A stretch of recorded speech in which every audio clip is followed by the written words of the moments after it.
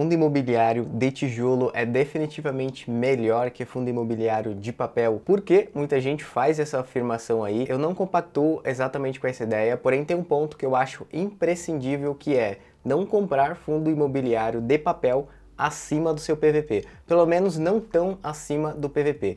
Eu vou conversar sobre isso nesse vídeo aqui e mostrar o que eu estou comprando durante esses meses aqui. Let's go! Então se você já é sócio comigo de diversos fundos imobiliários, já deixa aí seu like, sua avaliação, é muito importante. Se você não investe ainda, se inscreva aí no canal, vamos junto nessa. Então eu escuto muito essa conversa de que fundo imobiliário de tijolo é bem superior a fundo imobiliário de papel. Como vocês sabem aqui, eu prezo muito pela diversificação do nosso patrimônio aqui, tanto numa classe de ativo, quanto em outras classes de ativo e até mesmo fora do país. Como vocês sabem, eu invisto em dólar. Se você quiser saber mais como investir em dólar, assista esse vídeo aqui, lá eu explico certinho. Indo direto para minha carteira aqui, olha só, na data de hoje eu estou com 93.998,35 centavos aqui, quase completando 94 mil, mas desse valor todo aqui do meu patrimônio representa aqui 72% em fundos imobiliários, o que se traduz aqui em R$ 68.324. Descendo aqui embaixo, a gente consegue observar que eu tenho fundos imobiliários de diversos tipos na minha carteira.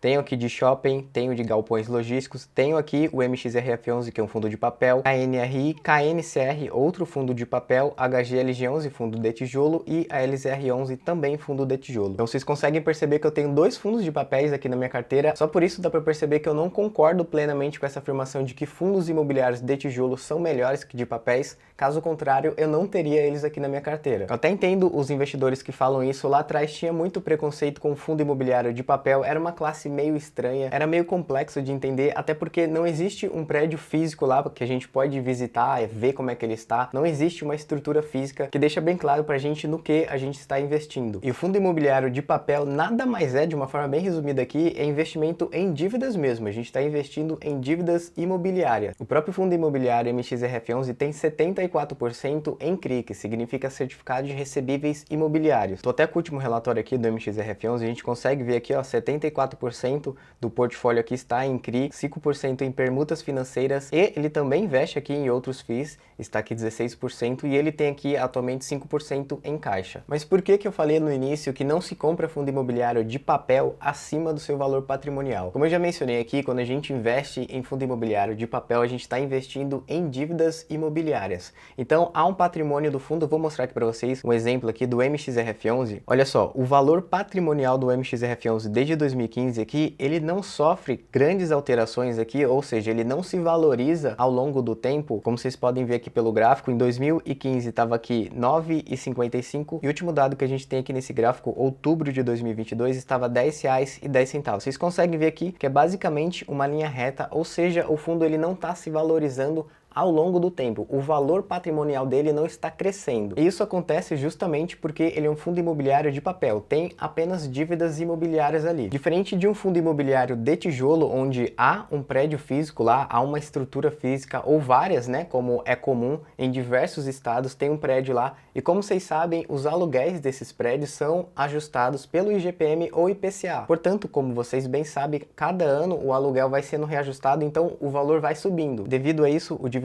também vai subindo. Além disso, há uma avaliação do patrimônio inteiro do fundo, que é verificar como é que está aquela estrutura e fazer uma avaliação patrimonial do fundo e ver qual é o atual valor dele. Só para efeito de comparação, aqui também, valor patrimonial do HGLG11, a gente consegue observar aqui, ó, que em 2015 estava na casa aqui de R$104, e claramente a gente consegue observar por esse gráfico aqui, ó, ele vai crescendo ao longo do tempo e atualmente está aqui, ó, o último dado que a gente tem nesse gráfico, outubro de 2022, estava 147. Justamente porque esses prédios, no caso do HGLG, galpões logísticos, foram sendo reavaliados e o seu valor patrimonial cresceu ao longo do tempo, o que é bem comum acontecer esses empreendimentos grandes se valorizando ao longo do tempo. Portanto, vocês conseguem perceber que fundo imobiliário de tijolo traz um pouco mais de segurança pra gente, porque tem um prédio físico lá, ele passa por todas essas avaliações. Já um fundo imobiliário de papel são apenas dívidas imobiliárias, são só dívidas que serão pagas, ou seja, não vai ter um prédio lá para se valorizar. Justamente por essas dívidas imobiliárias, eles conseguem capitalizar um pouco mais do que os aluguéis comumente dos fundos imobiliários de tijolo. Voltando para aquele gráfico aqui do MXRF11, vocês conseguem perceber o porquê não faz tanto sentido comprar fundo imobiliário de papel acima do seu valor patrimonial, porque como vocês conseguem ver aqui, ao longo do tempo ele não sofre aqui uma valorização do seu patrimônio, ou pelo menos não sofre uma valorização tão expressiva quanto um fundo imobiliário de tijolo. O fundo de papel tende a ficar nesse platô aqui sem grandes valorizações. Por isso que no meu caso eu não estou comprando mais o MXRF11 nesses valores aqui. Olha só, na data de hoje tá R$10,97, tá quase 11 aqui, ou seja, se esse fundo aqui fosse R$10, a gente estaria pagando nele aqui R$10,10, de acordo, obviamente, com esse PVP aqui. Mas não me entenda mal, não é um fundo ruim. Ele pagou pra gente aqui um dividend yield na casa de 12%. Se a gente comparar aqui com o HGLG, que é o fundo de tijolo que eu tava fazendo a comparação, ele pagou aqui na casa de 9,13. Porém, o PVP dele está aqui em 1,05. Portanto, faz mais sentido a gente comprar um fundo imobiliário de tijolo acima do PVP, porque há aquela valorização ao longo do tempo que eu falei. Mas não é porque é um fundo de tijolo que vale comprar a qualquer preço.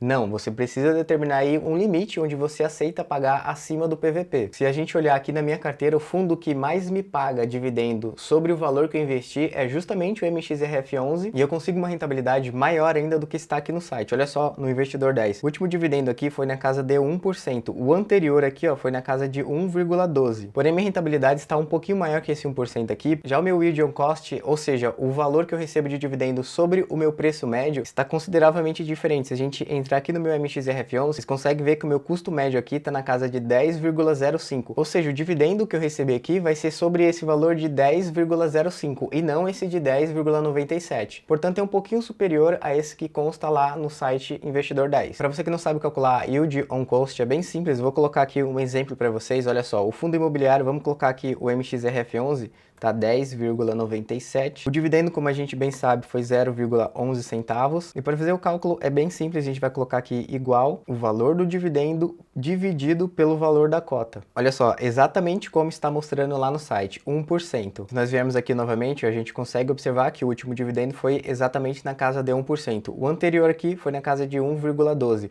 porque justamente o mês passado ele tinha pago aqui, ó, 12 centavos e não 11 como agora. Ou seja, no caso do MXRF11, a cota subiu e o dividendo foi menor. A não ser que a sua intenção seja ficar vendendo cotas de fundos imobiliários, mas nesse caso você paga sim o imposto sobre o lucro. Qualquer lucro acima de R$10 você já tem que pagar um imposto. É diferente das ações que tem um limite lá de 20 mil. Mas retornando àquele assunto onde fundo imobiliário de tijolo é melhor que fundo imobiliário de papel, eu acho que esse tipo de comparação é até meio boba. É mais interessante a gente pegar o melhor de cada fundo, ou seja, o papel paga um pouco mais, a gente tem um pouco dele na carteira, o fundo imobiliário de tijolo é um pouco mais seguro, é bom ter também ele na carteira, então fazer uma diversificação e investir em diversos fundos justamente para criar uma carteira mais robusta e dar pra gente aqui mais tranquilidade como investidor. Olha só, desse mês aqui de setembro tem até esse print que eu fiz algumas compras de fundos imobiliários, comprei até um pouquinho de ação, isso eu vou falar em outro vídeo, porém vocês conseguem perceber que eu comprei fundo imobiliário de tijolo e também um fundo imobiliário de papel. Se você tiver alguma dúvida, deixa aí nos comentários, vamos trocar ideias. Se você pensa diferente e acha algum ponto que você gostaria de ressaltar,